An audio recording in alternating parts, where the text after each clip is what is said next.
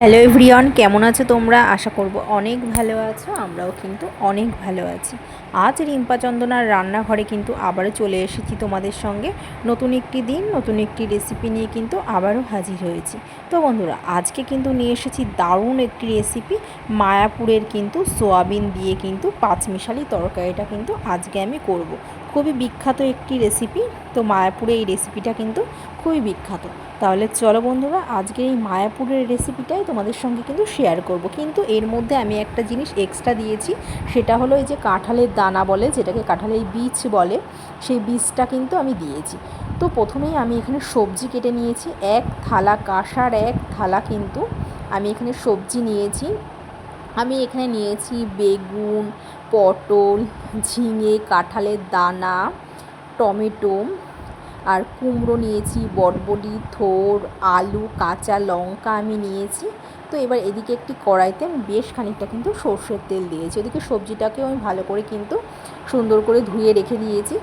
আর এই যে যেহেতু সোয়াবিন দিয়ে করব রেসিপিটা, তো এই যে সোয়াবিনটাকে কিন্তু আমি 1 চামচ তেল দিয়ে কিন্তু সোয়াবিনটাকে কিন্তু আমি হালকা করে কিন্তু ভেজে নিচ্ছি। তার মধ্যে কিন্তু আমি একটু লবণ দিয়ে দেব। তো দেখো, সোয়াবিনটাকে আমি লবণ দিয়ে কিন্তু ভেজে তুলে নেব। তো আমার ভাজা হয়ে গেছে। এবার সোয়াবিনটাকে কিন্তু আমি একটি পাত্রে তুলে নিয়েছি, ভাজাটা হয়ে গেছে। এবার কিন্তু ওই কড়াইতেই কিন্তু আমি আরও একটু তেল দেব। তেল দেওয়ার পর আমি এর মধ্যে দিয়ে দেবো 5 ফোড়ন, তেজপাতা আর শুকনো লঙ্কা। দুটো তেজপাতা, দুটো শুকনো লঙ্কা ফাটিয়ে দিয়েছি। ফোড়নটাকে ভালো করে নাড়াচাড়া করে নেব। ফোড়ন থেকে সুগন্ধি বার হলে কিন্তু আমি ফার্স্টে এখানে দেব আলু। শক্ত জিনিস, ফার্স্টে আলু আছে, তো আমি ফার্স্টে কিন্তু আলুটা দিয়ে রেখে দেব, দিয়ে ভেজে নেব। তো এই যে ফার্স্টে আমি আলু দিয়েছি, আলুটাকে দিয়ে কিন্তু আমি ভেজে নেব। এই যে ফার্স্টে আমি আলু দিয়েছি, আলুটাকে কিন্তু বেশ ভেজে নেব। তারপর কিন্তু বাদবাকি আমি সবজিগুলি দেব। যেহেতু শক্ত সবজির মধ্যে আলুটা আছে, তার জন্য আমি সবার ফার্স্টে আলুটা কিন্তু ভাজবো। তো এই যে আলুটা আমি ফোড়নের সঙ্গে খুব ভালো করে কিন্তু ভেজে নেব। এবার আমি দেব কাঁঠালের দানা, যেটাকে বীজ বলে। এটা খাওয়া খুবই উপকারিতা আছে। আর এখন কাঁঠালের সময়, কাঁঠাল খেতে আমার অতটা ভালো লাগে না, তো আমি কাঁঠালের দানাটা এখানে দিয়েছি। আর মায়াপুরের রান্নার মধ্যে কাঁঠালের দানাটা ব্যবহার করা হয় না, কিন্তু আমরা এখানে দানাটা দিচ্ছি। আমার খেতে খুবই ভালো লাগে।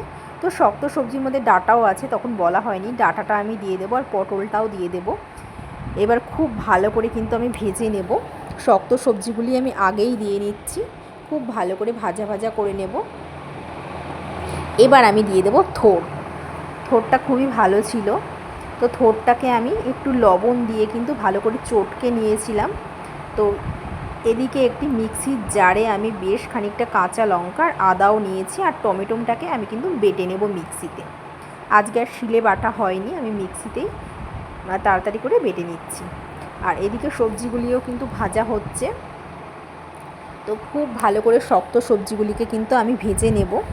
এবার আমি দেব একটু নরম সবজি, ঝিঙে। ঝিঙে তো খুবই নরম সবজি।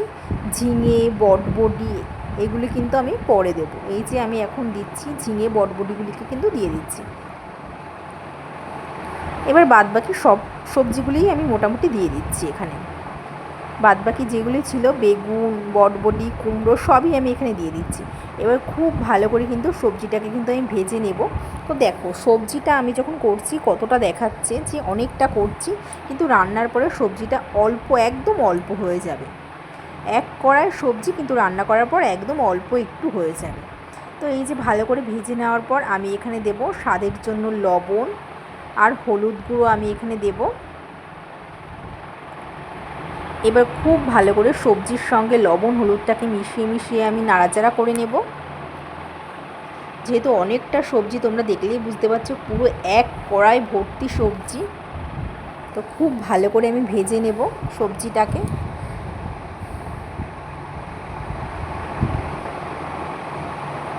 তো দেখো, এবার একটু সেদ্ধর জন্য আমি ঢাকনা দিয়ে রেখে দেবো, তাহলে ভাপে কিন্তু সবজিগুলি কিন্তু সেদ্ধ হয়ে যাবে। তো কিছুক্ষণ আমি ঢাকনা দিয়ে রেখেছিলাম। এবার ঢাকনা তুলে আবারও কিন্তু আমি ভালো করে নাড়াচাড়া করে নেব। আর এই সবজি, পাঁচমিশালি সবজিটা যেহেতু সয়াবিন দিয়ে করব মায়াপুরের মতন করে, খুবই ভালো লাগে। মায়াপুরে এই সবজিটা খুবই বিখ্যাত। তো এর মধ্যে আমি একটা জিনিসই অ্যাড করেছিলাম, সেটা হচ্ছে কাঁঠালের দানা। তো এবার আমি দুটো চেরা কাঁচা লঙ্কাও দিয়ে দেবো, একটু ঝাল ঝাল করে একটু করব। তো দেখো দুটো চেরা কাঁচা লঙ্কাও আমি দিয়ে দিয়েছি পাঁচমিশালি তরকারির মধ্যে। এবার খুব ভালো করে কিন্তু আমি কিন্তু নাড়াচাড়া করে নেব।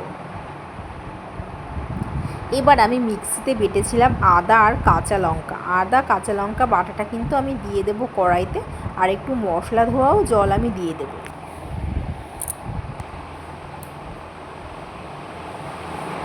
তো দেখো আমি একটু মশলা ধোয়া জল দিয়ে দেব। এবার খুব ভালো করে কিন্তু তরকারিটাকে কিন্তু আমি ভেজে নেব। এই সবজির মধ্যে কিন্তু আমি কিন্তু খুব বেশি জল দেব না। দেখো সবজিটা আমি খুব ভালো করে কিন্তু নাড়াচাড়া করে আমি ভেজে নেব। অনেকটা সবজি, পুরো এক কড়াই হয়েছে সবজিটা। দারুণ লাগে খেতে এরকমভাবে। যেহেতু আজকে শনিবার, তো শনিবার আমরা নিরামিষ খাই, তো শনিবার দিনই আজকে রান্নাটি কিন্তু করছি। খুব ভালো লাগে এরকম পাঁচমিশালি তরকারি খেতে সয়াবিন দিয়ে, আমার তো খুবই ভালো লাগে। তো শনিবার দিনই কিন্তু আমাদের এই রান্নাটা স্পেশালি হয়, তার জন্য কিন্তু আজকে এই রান্নাটা তোমাদের সঙ্গে শেয়ার করলাম।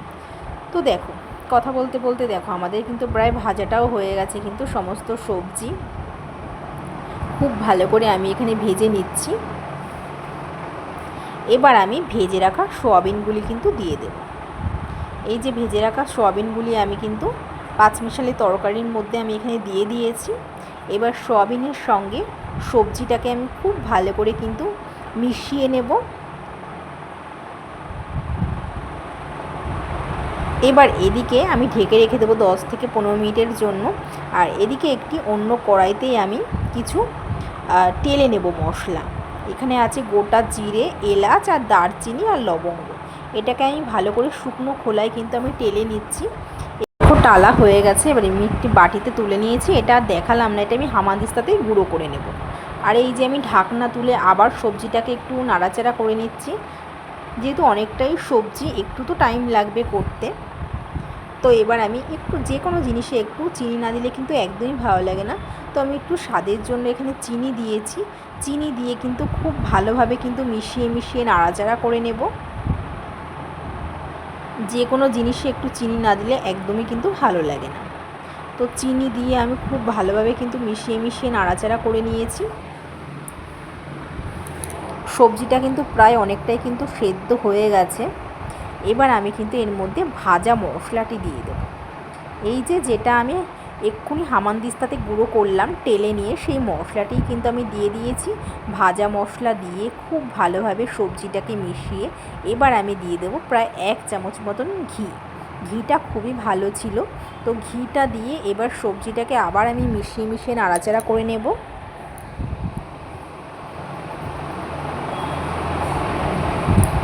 তো দেখো আমি খুব ভালোভাবে সবজিটাকে নাড়াচাড়া করে নিচ্ছি।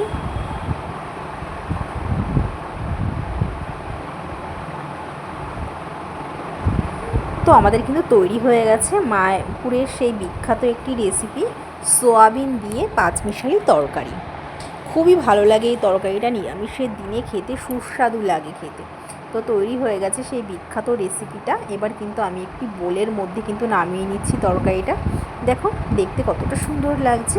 তো রান্নার সময় কতটা ছিল সবজি, আর রান্না করার পর দেখুন কতটুকু হয়ে গেছে। তো বন্ধুরা কেমন লাগলো আজকে আমাদের সেই মায়াপুরের সোয়াবিন দিয়ে এই পাঁচমিশালি তরকারিটা? যদি ভালো লাগে অবশ্যই কিন্তু কমেন্ট করে জানিও যে তোমাদের কেমন লেগেছে। বাড়িতে কিন্তু একবার ট্রাই করে দেখতে পাও, রেসিপিটা দুর্দান্ত লাগছে কিন্তু খেতে।